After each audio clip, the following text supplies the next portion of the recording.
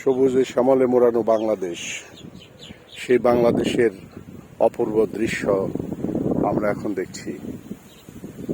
যেদিকে চোখ যায় সবুজে ভরা, সোনালী ধানে ছেয়ে গেছে মাঠ,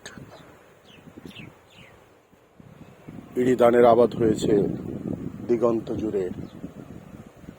যেখানে দাঁড়িয়ে আছি, আমার স্মৃতিময় পৈতৃক বাড়ির সম্মুখে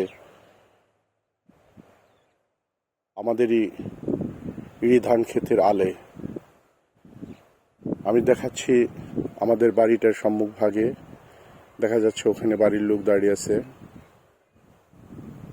আর এখানে আমার ইরি ক্ষেত, পাশে নতুন কেনা জমি যেখানে ধানের আবাদ হয়েছে এবং পাটের আবাদ হয়েছে। পাটের ক্ষেত নিড়ানি দেওয়ার জন্য শ্রমিক আনা হয়েছে, তার কাজ করতেছে। এপাশে পূর্ব দিকে যখন দেখি শুধু ধান আর ধান, আল্লাহর অপূর্ব দান, রহমত। মানুষের রিজেক হিসেবে যে ধান চাল কষ্ট করে মানুষ আবাদ করেছে, আল্লাহ পুরো তার রহমত দিয়ে ফলন ফলিয়ে দিয়েছে। বাকি ভরসা আল্লাহ যদি সহি সালামতে বালা মুসিবত না দিয়ে এই ধান বাড়িতে তুলতে দেয় এবং এগুলো মাড়িয়ে যত প্রক্রিয়া আছে শেষ করে যদি ঘরে তুলতে পারে, তাহলে মানুষের শ্রম সফল হবে এবং তারা যে সারা বৎসরের খাবারের ব্যবস্থাপনা হয়ে যাবে।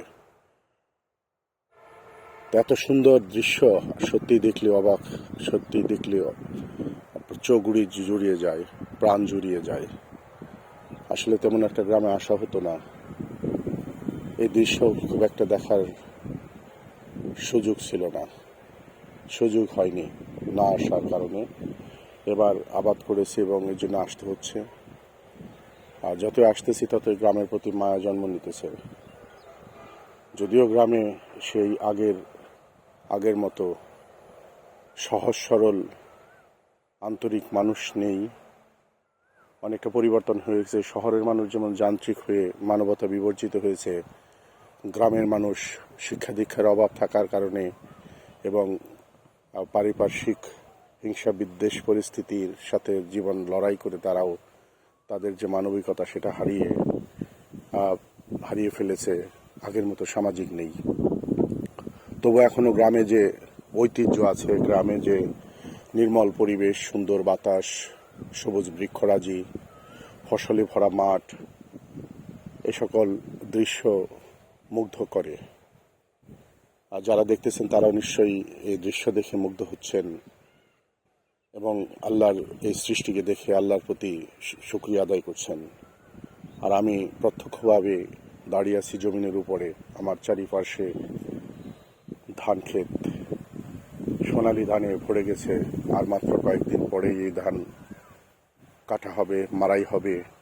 আল্লাহ যদি তৌফিক রাখে তখন হয়তো আসবো, সেটা আর একটা মনোরম দৃশ্যর অবতারণা হবে। আশা রাখি সেই দিন আবার আপনাদের সাথে গ্রামীণ ধান মারাইয়ের যে দৃশ্য সেগুলো নিয়ে আবার আপনাদের সাথে দেখা করব। আজকের মতন এখানেই শেষ করছি। আল্লাহ হাফেজ।